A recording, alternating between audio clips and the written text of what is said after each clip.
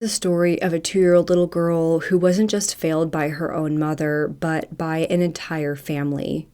An entire family who lied and deceived their way into creating a complex web so messy and tangled it took months to just find a clear path to justice. This family went to extraordinary lengths to protect a violent abuser at the expense of an innocent baby girl.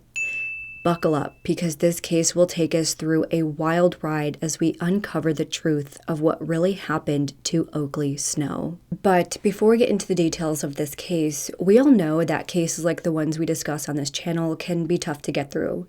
That's why I like to sprinkle a little bit of something fun into my day-to-day. I've been loving trying new scents to add to my collection.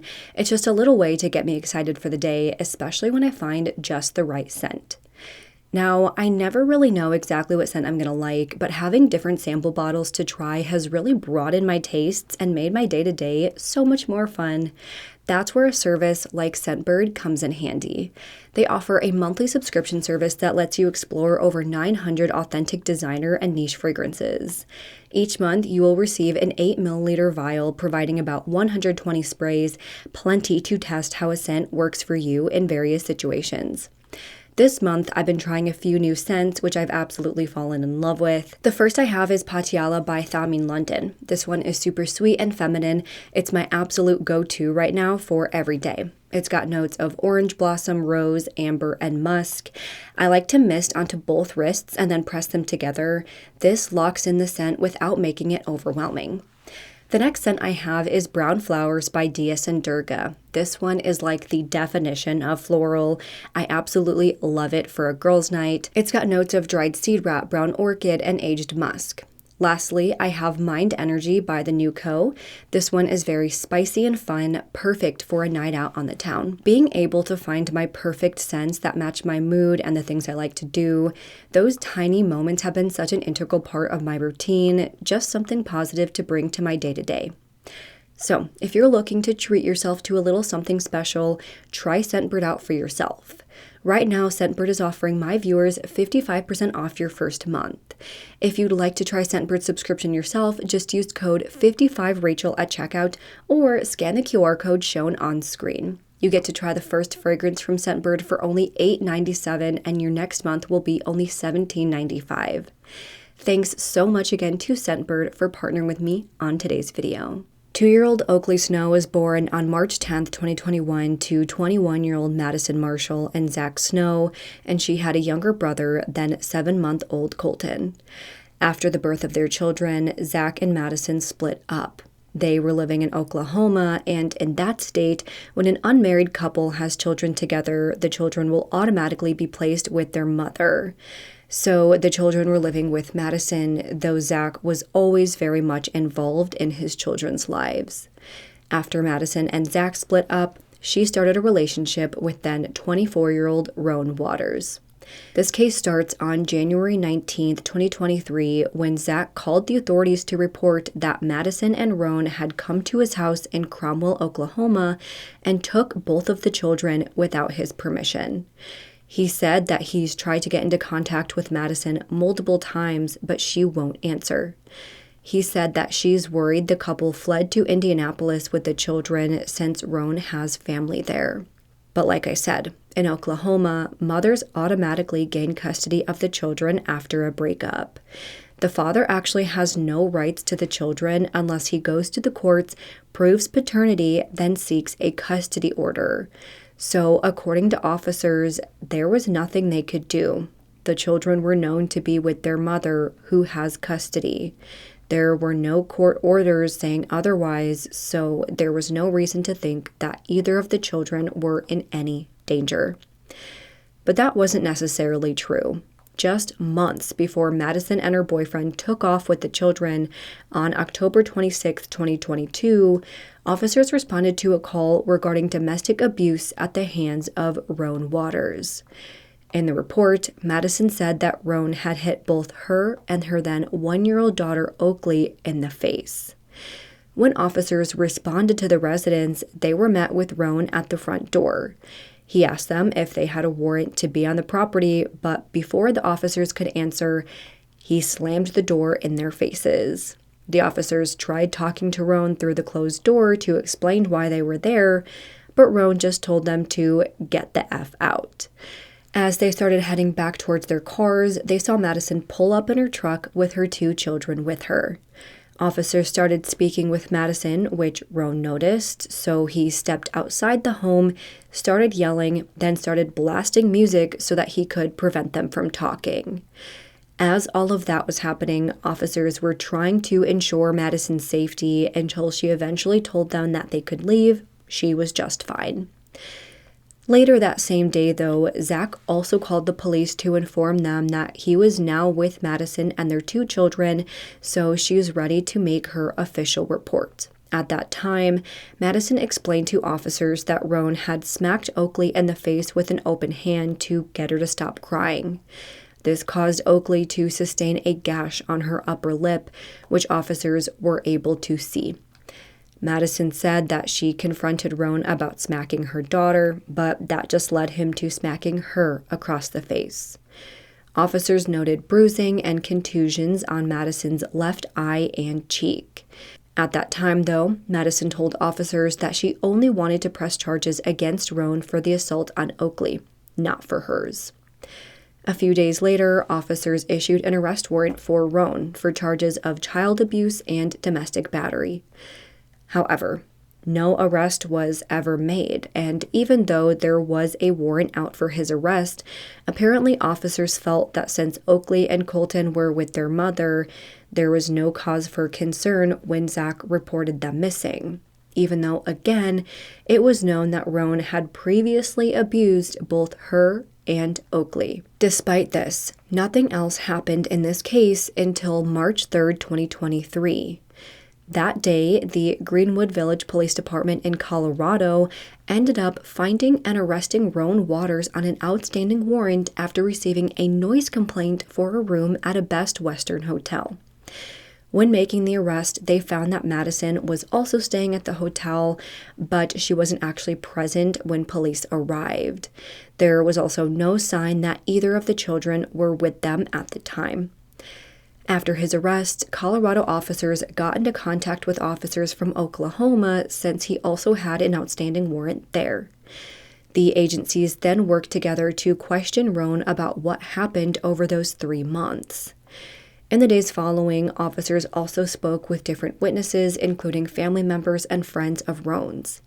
To avoid being repetitive, I'm going to sort of combine everything they told officers up to this point. Roan said that in mid-January, he, Madison, Oakley, and Colton left Oklahoma in his blue Dodge Durango and headed to Indiana.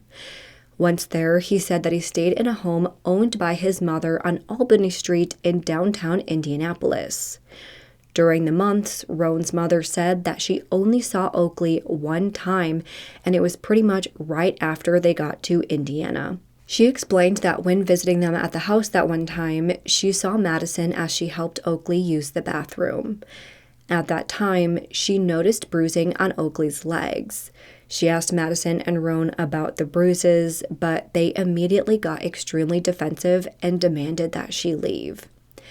After that, the mother left and stopped visiting, though she and Rowan's sister, Kiana, they did buy some baby formula and other supplies to help the couple with taking care of the children, since they showed up to that house with absolutely nothing.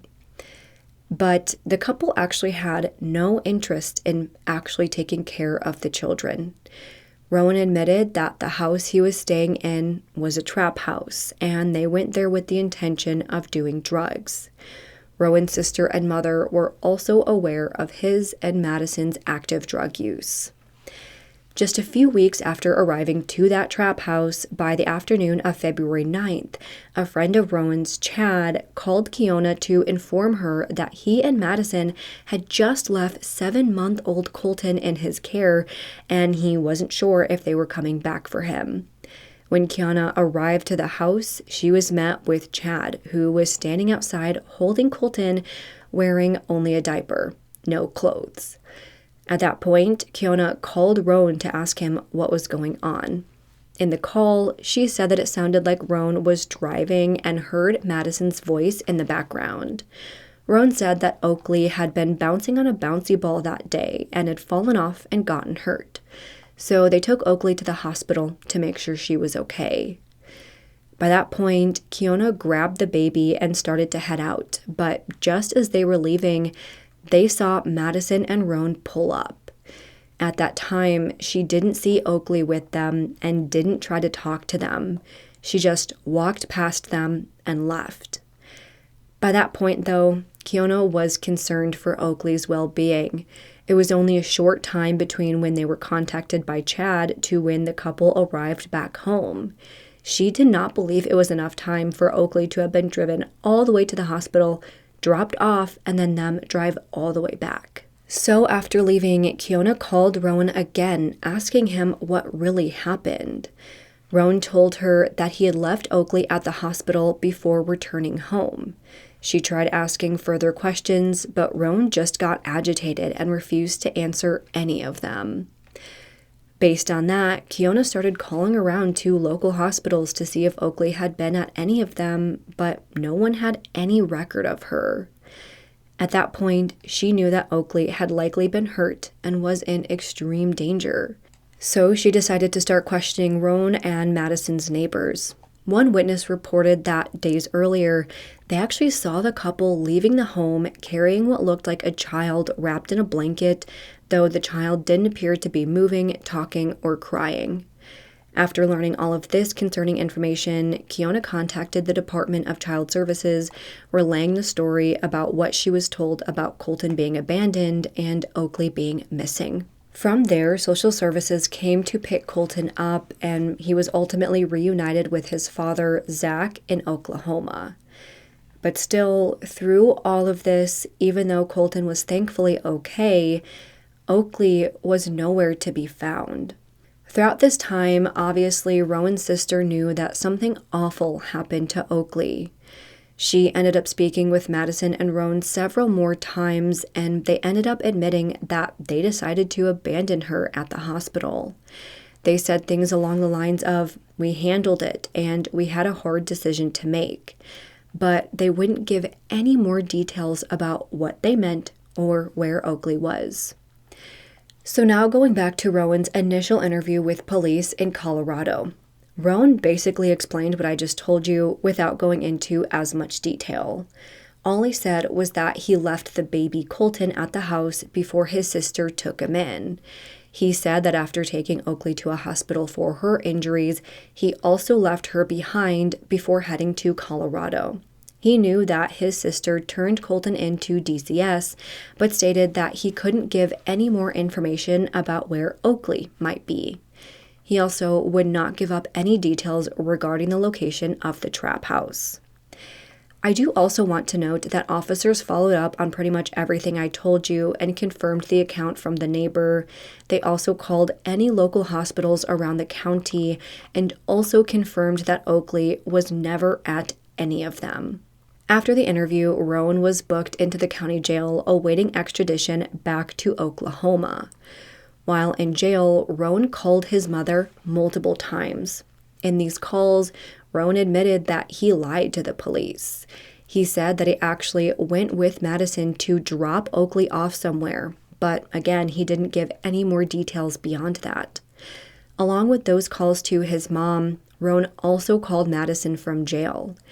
In those calls, Madison said that she was going to be changing her name, though she didn't yet know what her new alias would be. She said that she'd been in contact with Rowan's mom and asked what she should do next. They agreed that she would travel back to Indianapolis to be with Rowan's brother and sister-in-law, who would then take her out of the state and flee somewhere else. Nothing was ever mentioned about Oakley or Colton in any of these calls. After hearing those prison calls, officers followed up with Rowan's mother, brother, and sister. According to Kiona, on the same day Rowan was arrested, on March 3rd, Madison had asked to stay at her home, but she said that Madison could only stay with her if she told her where Oakley was. So Madison turned around and left on foot. That was the last time she saw Madison. But when speaking with the brother, he admitted that their family helped Madison leave the state. They gave her a new phone to use, then dropped her off at the Greyhound bus station in Indianapolis on March 4th. He said that she was going to change her name and that she had dyed her hair black. He mentioned that Madison actually told him and his mother that she never wanted children. She never wanted Oakley, saying that being a mother was too hard for her. She said that she wanted to go to North Carolina where she knew someone named Nick, though the family did not know who that was. Both Roan's brother and mom said that the only reason they helped Madison was because she didn't have anyone else. They noted that they knew about the altercations between Madison and Roan and knew that Roan had previously abused Oakley. So I guess they must have thought that Madison didn't do anything wrong and that Roan was the one responsible for most of it. I want to note that Roan had a very strained relationship with his brother, and around the time of Oakley's disappearance, the two were not on speaking terms. Up to this point, everything we're learning about the situation is concerning. Madison and Roan both admitted to abandoning Oakley after she was injured. They lied about taking her to the hospital, and apparently Madison is trying to make moves to move states and get her identity changed. None of this can mean anything good. After speaking with Roan's brother and mom, they were able to find the address of that trap house they were staying at. Through that, they were able to speak with friends of Roan's who were in and out of the house, including one roommate who was there on the day that Colton was taken in by the sister, February 9th. This roommate isn't identified by name, only by his nickname, Tennessee. Tennessee told investigators that he was close friends with Roan, and he was there when he, Madison, Colton, and Oakley moved in January. From there, he was in and out of the house, so he wasn't there 24/7, but he was there enough to know a good bit about Roan and Madison. He said that the two were very heavy drug users. They typically snorted heroin, which would leave them out of commission for several hours at a time. He said that Madison and Roan were not attentive at all to the children. They rarely, if ever, held them and would often just plop them in front of the TV all day, every day. He never saw them interact much or even play with them. He never saw them give the kids a hug or any sort of affection. Though he did notice that Oakley once had bruises on her legs. Tennessee said that he saw Oakley on the morning of February 9th. Oakley went up to him, allowing him to pick her up. She was probably desperate for any sort of human connection since it seems that she so rarely got it from her parents. He said, though, that when he picked her up, he noticed that she looked like she was wearing makeup around her eyes and mouth, which had obviously been applied by an adult. It's not like she got into her mom's makeup and smeared it on her face. He also noticed that there was a line on her face that went from her bottom lip to her chin, which did look like a bruise. So putting two and two together, it looked like her parents applied makeup to her face to try and cover that bruise. After this brief interaction with Oakley, he left the house and said that he didn't return until later in the day. That was the very last time he ever saw Oakley. Shortly after returning back home, both Tennessee and Roan stopped at Roan's mom's work to visit her. But while there, Roan seemed very rushed and frantic. He spoke briefly with his mom, then left in a hurry. After that, Tennessee dropped Roan off and then went on his own to hang out with Roan's older brother, with whom he was good friends.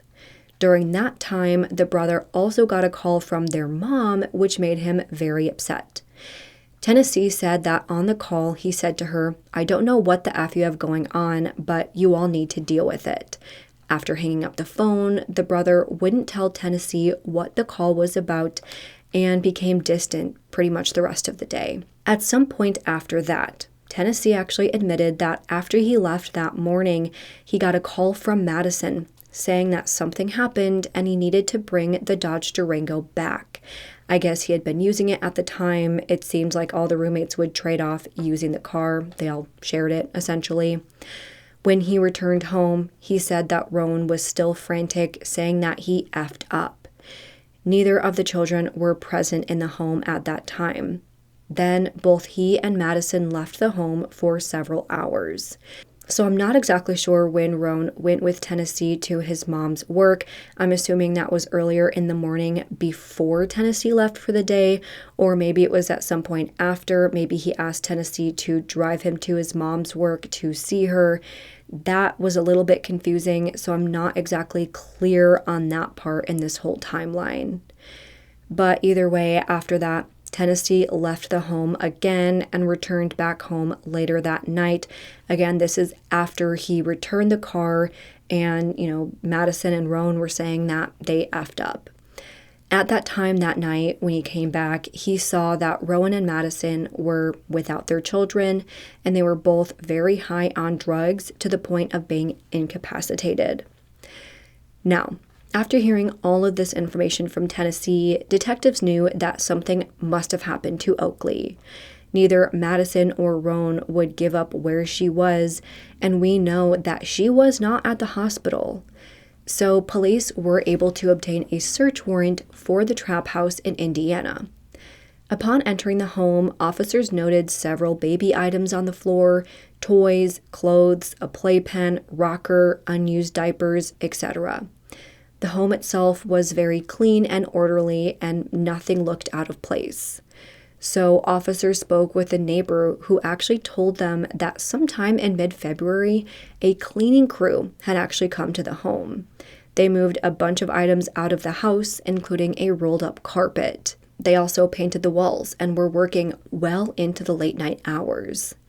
The neighbor said that they weren't sure what exactly the cleaning crew did, but told police that if they were there looking for evidence, they likely wouldn't find any. After getting pretty much nowhere with the trap house, they located and searched the blue Dodge Durango. Cadaver dogs ended up alerting officers that there had previously been human remains in that car. Then they also located what appeared to be dried blood spatter in the trunk of the SUV. Now, as all of this was happening, investigators were also working to locate Madison. They ended up issuing a warrant for her arrest on charges of neglect of a dependent. By that point, officers knew that Madison had boarded a bus in Indianapolis, so they went to the Greyhound station to question employees. They said that if someone were to pay in cash, they didn't necessarily need to provide identification. So they had no one on file under Madison Marshall, but that only meant that she likely paid in cash. It didn't mean that she wasn't there. So detectives examined the surveillance footage from March 4th, 2023, the same day that she was reportedly dropped off there. The footage did show her waiting for a bus before boarding one that was headed towards North Carolina. Of course, even if they knew she was headed east, that didn't really give officers much. That is an entire state, and there was no way they'd be able to find her with just that limited information. So they ended up speaking with Zach Snow to see if he knew anyone Madison was close with in the state. And thankfully, he did. Turns out one of Madison's closest friends is in Bladenboro, North Carolina. Zach said that if that's where she's headed, there's no doubt that she would be staying with that friend. So officers found the friend's address, and by March 23rd, they showed up, and lo and behold, Madison was in fact at the friend's house with freshly dyed black hair. Madison was immediately arrested and charged with neglect of a dependent before being booked into the Marion County Jail. After her arrest, officers really put the pressure on Madison. They interrogated her, demanding answers for where Oakley was. And finally, that same night, Madison told investigators what happened. After a month of evading her own family and friends, lying about what happened, and trying to escape all responsibility, Madison was finally ready to talk. She started by talking about the physical abuse Oakley endured at Roan's hands for weeks and months leading up to her death. She said that Roan would frequently whoop or spank her as punishment. He even occasionally choked her out. Roan would often get mad if Oakley didn't eat fast enough, so he would beat her for it. It got to the point that Oakley completely stopped eating around Roan because she was so afraid. Madison said that she would stand up for Oakley, saying that she was just a 2-year-old little girl and didn't understand what Roan was asking of her. But anytime she did that, Roan would turn around and hit Madison. Madison said that she confided in Roan's siblings about the abuse, which led to the siblings coming over and having big arguments with Roan, but nothing was ever actually done. On the morning of February 9th, she and Roan woke up to Oakley crying because she was hungry. In response, Roan threw Oakley into the floor, causing her to bang her head on the floor. This caused her to have a bruise on her head and eye, which Madison attempted to cover up with makeup. After the makeup was applied, that was when Tennessee got up and started interacting with Oakley. By that afternoon, Madison made Oakley some ramen noodles for lunch. At the time, Tennessee left the house, and as he headed out, Oakley tried following him out, but he told her that he would be right back. Don't worry. That part is absolutely heartbreaking. She was just trying to find someone she could rely on, and the one person who was kind to her was just some random roommate living in the home. After Tennessee left, Oakley came back to the kitchen, asking her mom if she could eat. Madison told her daughter that she was still making lunch and asked her to go in the other room to wait. She then walked into the living room, where Roan was watching TV. Oakley dared to lay on the floor in front of the TV, so Roan freaked out. He started yelling at her and told her to go play with the large bouncy ball. Madison listened as Roan got angrier and angrier, continuously telling Oakley to bounce on her ball. It was one of those big bouncy balls that had a handle on top, which kids can sit on and bounce around on, but it was a bit too big for Oakley, and she didn't really understand how to use it yet. Again, she was only 2. Madison said that she then went into the living room to check things out and saw that Roan was standing over Oakley as she was trying her best to sit on the ball and bounce. He noticed Madison standing there, then went back and sat on the couch, telling her to go back to the kitchen. She did just that, and for the next 10 minutes, things were quiet. But then, suddenly, Roan screamed for Madison. A scream that was much more urgent than anything she has heard before. It was about 1:30 p.m. by that point. After hearing the scream, she ran into the living room, but was met in the hallway with Roan as he held Oakley in his arms. She was not moving and was completely unresponsive. Roan just kept repeating that he didn't do anything and that this wasn't his fault. Roan then stripped Oakley of her clothes, and Madison watched as she gasped for air. By that point, blood had started coming out of her mouth, causing a gurgling sound in the back of her throat as she tried to breathe. Roan then tried putting her in the bathtub, submerging her in cold water in hopes of getting a response from her, but that didn't work. So Roan wrapped her in a pink and black blanket and put her on the bed. Madison said that she tried calling 911 because she thought Oakley was dying, but Roan knocked the phone out of her hands and hung it up.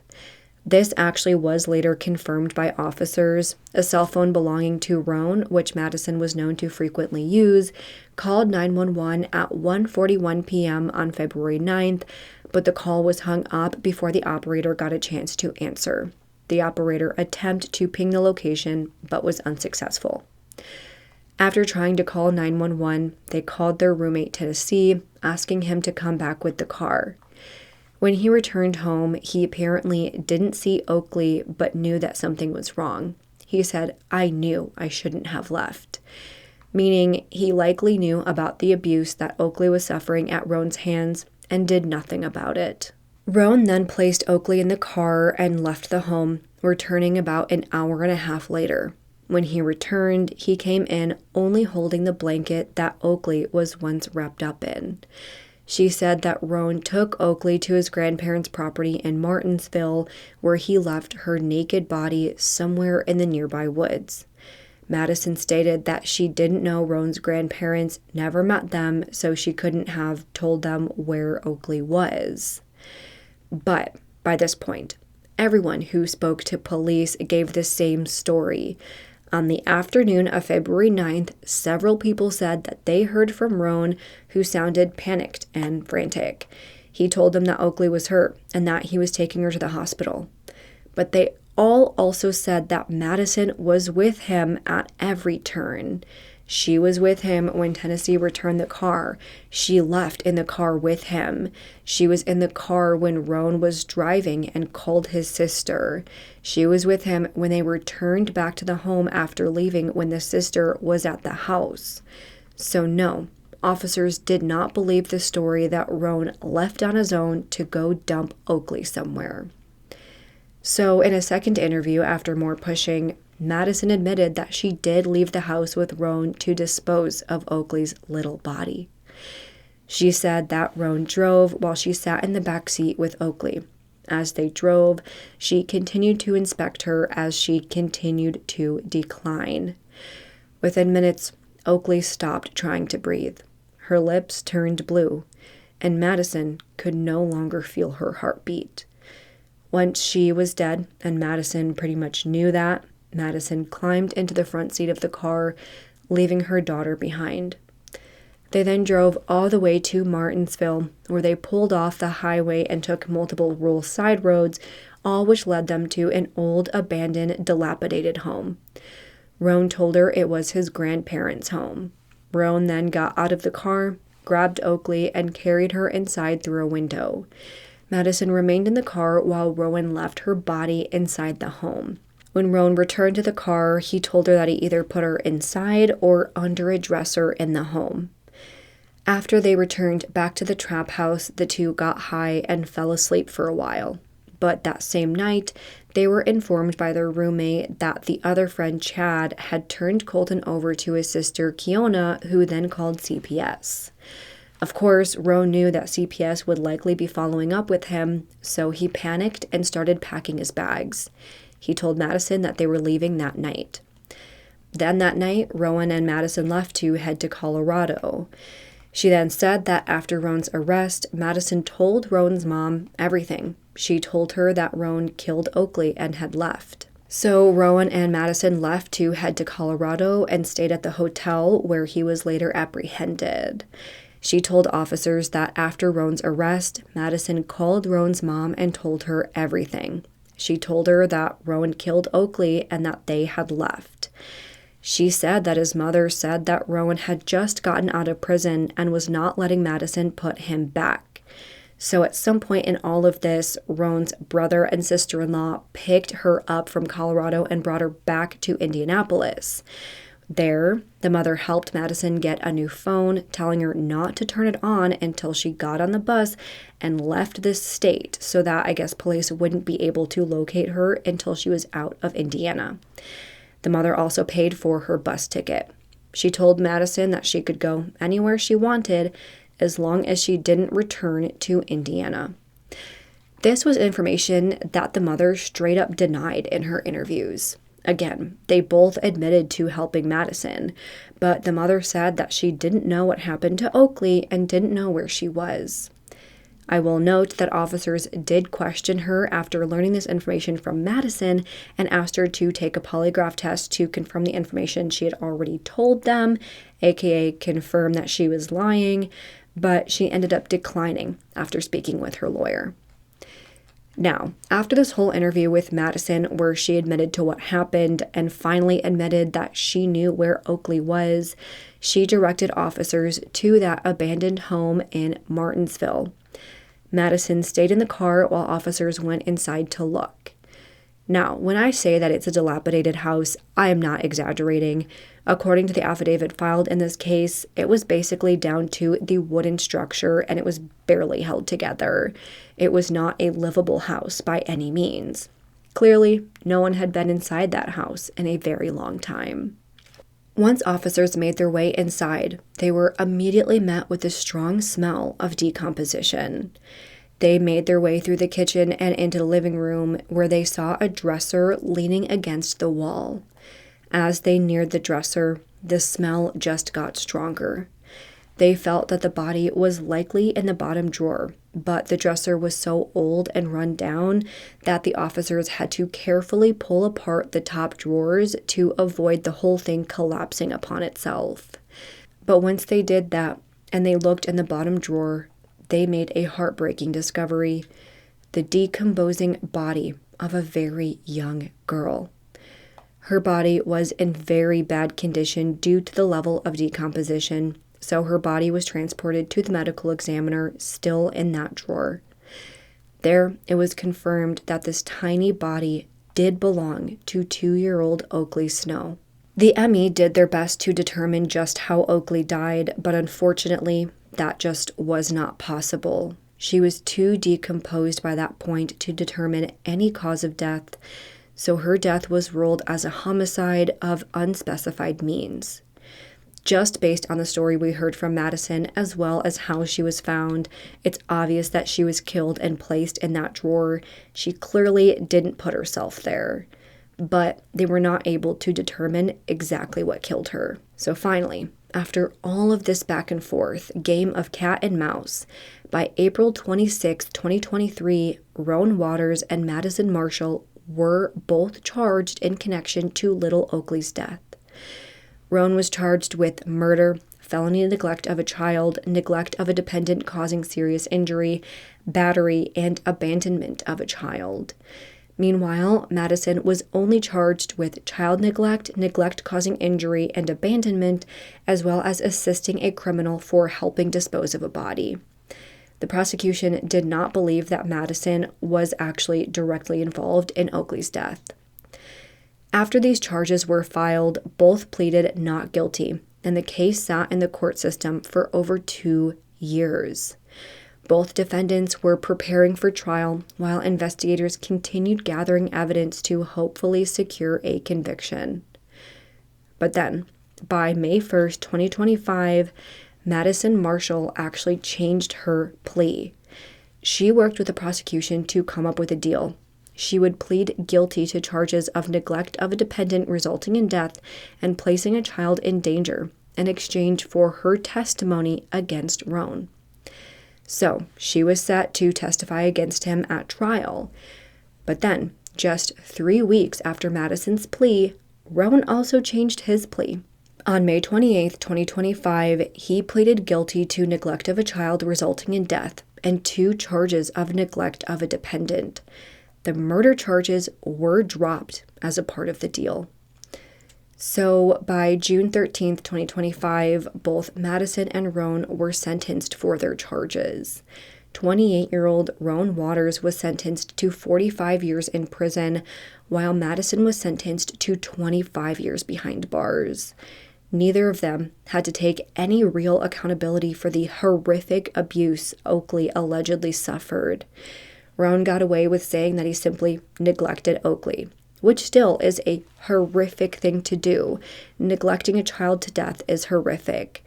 But beating a child to death, making her so terrified to even eat in her own home, that's different. That is intentional violence and terror against a young child. I am glad that they both got lengthy sentences, I will say that.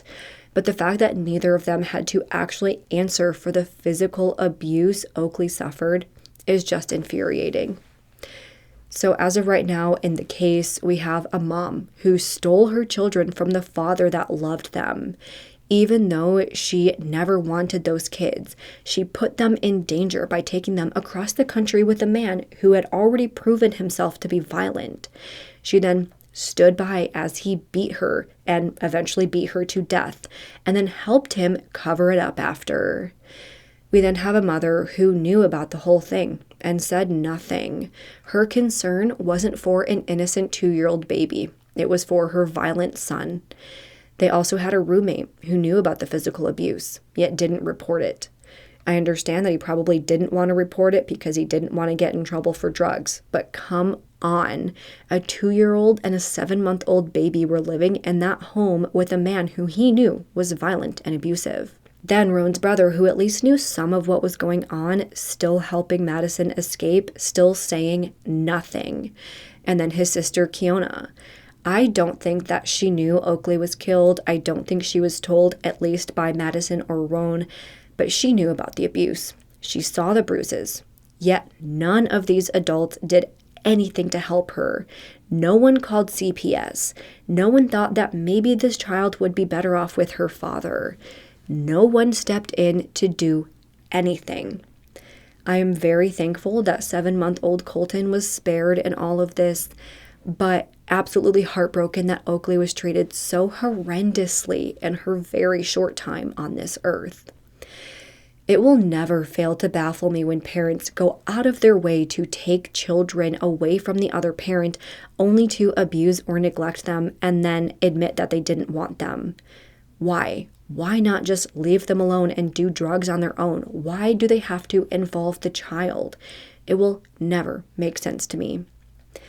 I leave this case feeling heartbroken for Oakley, Zach, and Colton. A father lost his daughter after being told that he had no rights to her. Instead, a drug-addicted mother who didn't want them to begin with was given automatic custody. I am disgusted at the lack of action from everyone in that trap house and Roan's family members. If someone stepped in, this may have been prevented. I am also shocked that none of those family members have been charged with anything since they all pretty much played a role in helping Madison and Roan evade authorities, especially his mommy who refused to make her son accountable for his actions and literally covered for him allegedly knowing, that her own son killed a 2-year-old little girl. But at the end of the day, both Roan and Madison are exactly where they belong. I'm sick that they didn't have to take accountability for Oakley's murder, but they did get decently long sentences.